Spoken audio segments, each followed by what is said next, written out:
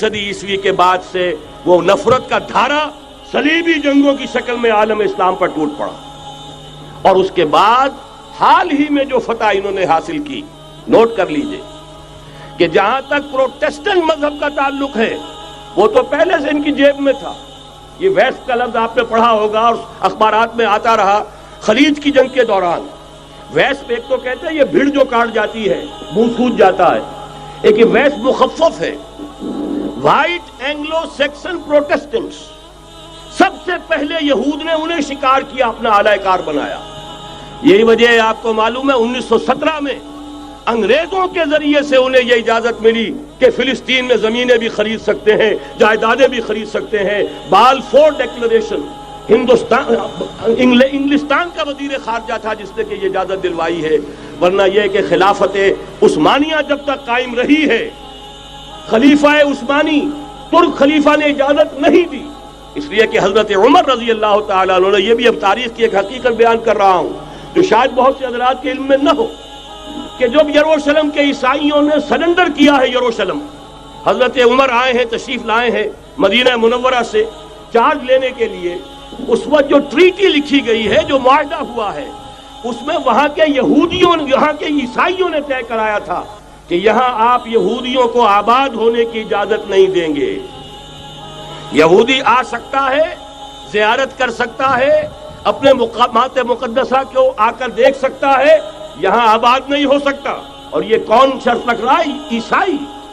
اس وقت تک عیسائیوں کی دشمنی یہودیوں کے ساتھ اس درجے میں تھی، اور یہی حضرت عمر رضی اللہ تعالیٰ عنہ کی وہ شرط تھی کہ سلاطین عثمانیہ، خلفاء عثمانیہ نے بھی، حالانکہ یہودیوں نے بڑی سے بڑی رشوت دینے کی کوشش کی ہے، سلطان عبدالحمید خان کو یوں سمجھیے کہ سیم و زر سے خریدنے کی کوشش کی ہے، لیکن اس کے باوجود ان کا کہ جو فیصلہ حضرت عمر کر گئے تھے، جو کمٹمنٹ رضی اللہ تعالی عنہ ان کی ہے، میں اس سے سرے منہ انحراف نہیں کر سکتا۔ اصل میں اسی کی تو صدا ہے جو فری میسنری کے ذریعے سے خلافت کا خاتمہ کرایا گیا، کہ یہی سب سے بڑی رکاوٹ ہے۔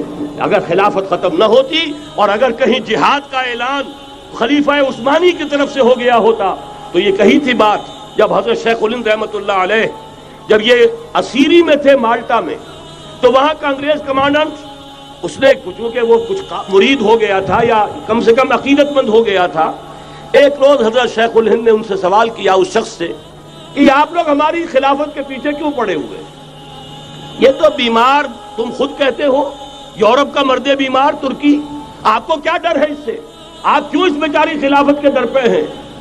اس شخص نے جواب دیا تھا، مولانا اتنے بھول پن کے ساتھ بات نہ کیجئے، ہم بھی جانتے ہیں، آپ بھی جانتے ہیں، اگر کہیں خلافت عثمانیہ کی طرف سے جہاد کا اعلان ہو گیا تو پورے عالم اسلام سے لاکھوں مسلمان اپنے سروں سے کفن باندھ کر نکل آئیں گے۔ آج اس گئے گزرے دور میں بھی اس کمزور اور یوں سمجھیے کہ نام نہاد خلافت کے اندر اتنی جان ہے، اتنی طاقت، لہذا اس کو ختم کیا گیا، اور ختم کرایا گیا کن کے ذریعے سے؟ وہ جو مسلمان کہلاتے ہیں تھے فری میسن، مصطفیٰ کمال پاشا فری میسن، اور اس کے ذریعے سے انہوں نے سارے کام جو کروائے وہ در حقیقت اپنی سازشوں کے ذریعے سے اور مسلمانوں کو استعمال کر کے کروائے۔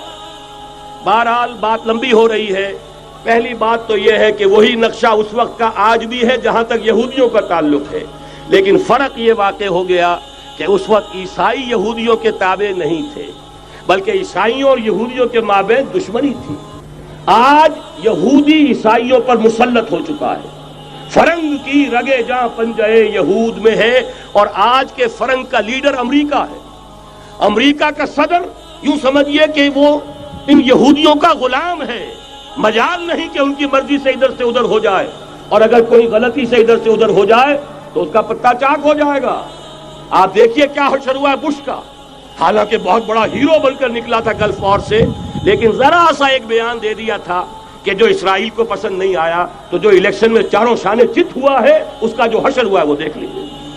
تو پہلی بات تو یہ سمجھ لیجئے کہ آج بھی یہودی، یہ نیو ورلڈ آرڈر ہے، نیو ورلڈ آرڈر، اور اس میں عیسائی دنیا اس کی اعلی کار ہے۔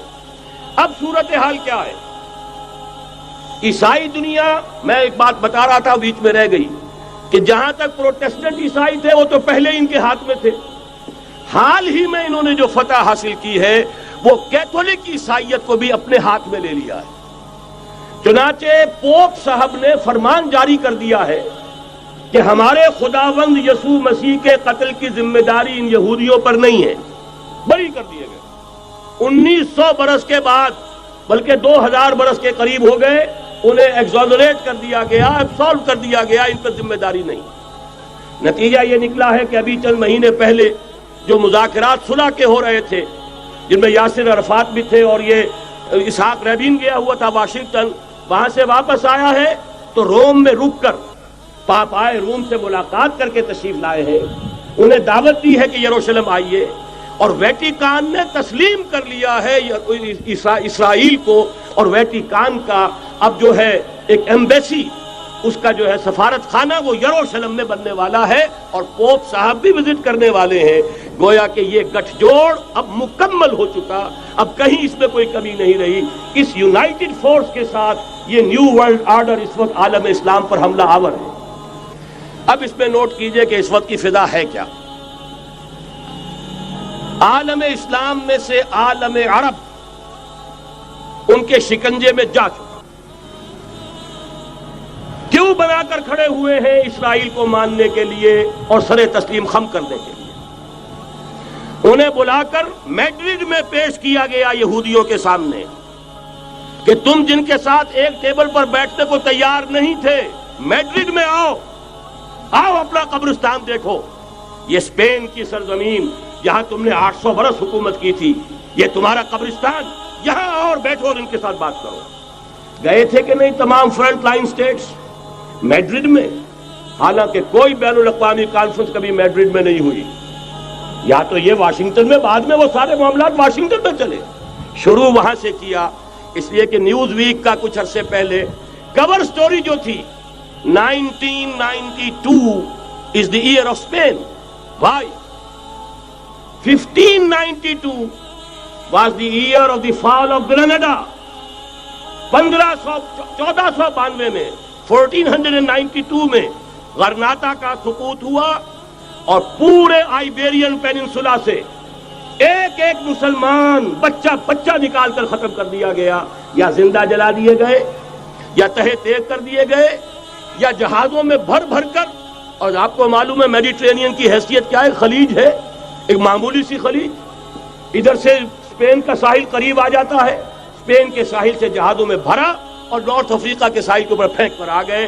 پورے ہسپانیہ میں جہاں 800 برس مسلمان کی حکومت رہی، ایک بچہ بھی مسلمان نام کا موجود رہا۔ یہ تھا 1492، اور اب آیا تھا 1992۔ 1992 is the year of Spain۔ اسی لیے ورلڈ اولمپکس رکھے گئے، وہاں دلہن کی طرح سجایا گیا ہسپانیہ کو، اور بلایا گیا، طلب کیا گیا، سمن کیا گیا تمام دول عرب کو، آؤ یہاں بیٹھو، اور یہاں بیٹھ کر اپنے ان یہودی دشمنوں کے ساتھ مصالحت کی بات شروع کرو۔ بہرحال نوٹ کر لیجئے، عالم عرب جا چکا ہے۔ کوئی دن کی بات ہے، میں سنسنی پیدا نہیں کرنا چاہتا، لیکن حالات اور واقعات سے نگاہیں بند کرنا بھی کوئی دانش مندی کی بات نہیں ہے۔ یہ ایودھیا کی مسجد شہید کی گئی، ابھی یہ ایک بہت بڑا مزار جو ہے شہید کیا گیا، اور اس کے ساتھ کئی مسجدیں شہید کی گئی۔ یہ سب کیا ہے؟ یہ مسلمانوں کی نفس دیکھی جا رہی ہے کہ کوئی غیرت اور حمیت نام کی کوئی شے باقی ہے؟ جیسے علامہ اقبال نے وہ نظم لکھی تھی، عبد القادر روہیلا بڑا ظالم جفاجو کینہ پرور تھا، لیکن یہ کہ اس نے جو ایک ٹیسٹ لیا تھا کہ وہ جو عورتیں ہیں تیموری خاندان کی، ان میں کوئی رمق رہ گئی ہے؟ معلوم ہوا کہ نہیں، کہ غیرت نام تھا جس کا گئی تیمور کے گھر سے، ختم، غیرت نکل گئی۔ اسی طرح ایودھیا کی مسجد، اب چرار شریف، اور یہ کوئی دن کی بات ہے کہ اب مسجد اقصیٰ کا نمبر آیا کہ آیا، اس کے لیے پوری تیاریاں ہو چکی ہیں۔ یروشلم کا مشرقی حصہ خالی کرایا جا چکا ہے، اس کے اندر اب پورا تسلط یہودی کر رہے ہیں، یہاں تک کہ اب کے یاسر عرفات صاحب نے بھی کچھ نہ کچھ جو ہے احتجاج کی بات کی ہے، حالانکہ اب تک ہر بات مان کر منقار زیر پر تھا، لیکن یہ کہ ایک وقت آتا ہے آخر کار اسے بھی کچھ بولنا پڑ گیا ہے۔ لیکن یہودی اب پیچھے قدم ہٹانے والا نہیں ہے، ان کا تھرڈ ٹیمپل، تیسری مرتبہ ہیکل سلیمانی تعمیر ہونا ہے، نوٹ کر لیجئے، ان کے لیے وہ وہی کچھ ہے جو ہمارے لیے کعبہ ہے. ان کے لیے ہیکل سلیمانی بالکل وہی حیثیت رکھتا ہے جو ہمارے لیے کعبہ. وہ ہیکل سلیمانی ایک مرتبہ پہلے نبوکدنضر کے ہاتھوں مسمار ہوا، پھر سن 70 عیسوی میں ٹائٹس کے ہاتھوں مسمار ہوا. سن 70 کے بعد آج 1995 میں کتنے برس ہو گئے؟ پورے 1925 برس ہو گئے کہ ان کا کعبہ زمین بوس پڑا ہوا ہے. اب تک تو ان کا بس نہیں تھا، اب تو بس ہے کہ نہیں؟ اب ان کی حکومت ہے کہ نہیں؟ اب شاہ حسن ہو چاہے شاہ حسین، ان کے نوکر اور چاکر ہیں یا نہیں؟ اب انہیں ڈر کس کا ہے؟ لہذا کوئی دن کی بات ہے مسجد اقصی شہید ہوگی اور ٹیمپل کی تعمیر شروع ہوگی. یہ تو بہرحال ایک نقشہ ہے. اگلا نقشہ آپ کو بتانا چاہتا ہوں، ایک دوسری تصویر ہے. یہ تصویر ہے زمینی، ایک تصویر ہے آسمانی. وَمَكَرُوا وَمَكَرَ اللَّهُ وَاللَّهُ خَيْرُ الْمَاكِرِينَ. انہوں نے اپنی سی تدبیریں کی، اللہ نے اپنی تدبیر کی، اور ظاہر بات ہے اللہ کی تدبیر سے بہتر تدبیر کس کی ہوگی؟ چنانچہ یہودیوں کی سازشیں اس وقت بھی ناکام ہوئی تھی یا نہیں؟ ظاہر بات ہے جاء الحق وزهق الباطل ان الباطل کان زہوقا. لہذا یہ آیتیں دونوں اعلان کر رہی ہیں کہ یہودیوں کی سازشیں بالآخر ناکام ہوں گی اور دین حق کا بول بالا ہو کر رہے گا. یہ تو ان آیتوں سے ظاہر ہے. یریدون لیطفئوا نور اللہ بافواہہم واللہ متم نورہ ولو کرہ الکافرون. یریدون ان یطفئوا نور اللہ بافواہہم ویابى اللہ الا یتم نورہ ولو کرہ الکافرون. هو الذی ارسل رسولہ بالہدى ودین الحق لیظہرہ علی الدین کلہ ولو کرہ المشرکون. اللہ نے تو بھیجا ہی ہے اپنے رسول کو اس فیصلے کے ساتھ اور یہ ذمہ داری اور مشن دے کر کہ جو دین حق آپ کو دے کر بھیجا جا رہا ہے اسے غالب کیجئے، نافذ کیجئے، قائم کیجئے. اس مشن کے ساتھ بھیجا جا رہا ہے اور وہ بہرحال آیا جاء الحق وزهق الباطل ان الباطل کان زہوقا. لیکن نوٹ کرنے کی بات یہ ہے، ذرا یہاں تھوڑا سا تحمل کے ساتھ غور کیجئے گا، کہیں میرے خلاف کوئی فتویٰ دینا شروع کر دیں. کیا حضور کا مقصد بعثت اس وقت مکمل ہو گیا تھا؟ ایک درجے میں ہو گیا کہ جزیرہ نماء عرب پر اللہ کے نور کا بھی اتمام ہو گیا، اللہ کا دین بھی غالب ہو گیا. ہو گیا کہ نہیں ہو گیا؟ لیکن کیا محمد الرسول اللہ صرف عرب کے لیے بھیجے گئے تھے؟ قرآن کہتا ہے ببانگ دہل وما ارسلناک الا کافۃ للناس بشیرا ونذیرا. اے محمد صلی اللہ علیہ وسلم، ہم نے نہیں بھیجا ہے آپ کو مگر پوری نوع انسانی کے لیے بشیر اور نذیر بنا کر.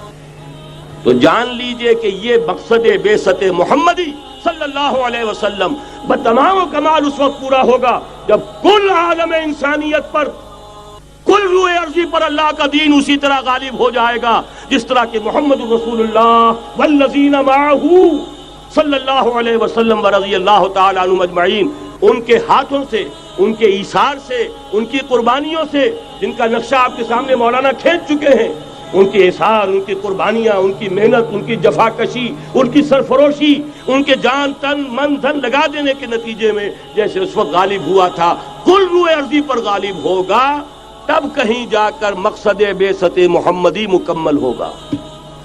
یہی وجہ ہے اقبال نے کہا تھا وقت فرصت ہے کہاں، کام ابھی باقی ہے، نور توحید کا اتمام ابھی باقی ہے. لیکن ساتھ ہی خوشخبری بھی دی تھی، یہ چمن معمور ہوگا نغمہ توحید سے. آئے گا وہ دور، یہ چمن معمور ہوگا نغمہ توحید سے، لازماً آ کر رہے گا. ویڈیو کے نیچے سبسکرائب کے بٹن پہ کلک کریں، بیل کے آئیکن پہ کلک کیجئے تاکہ ہر نئی ویڈیو کی نوٹیفیکیشن آپ کو مل جائے.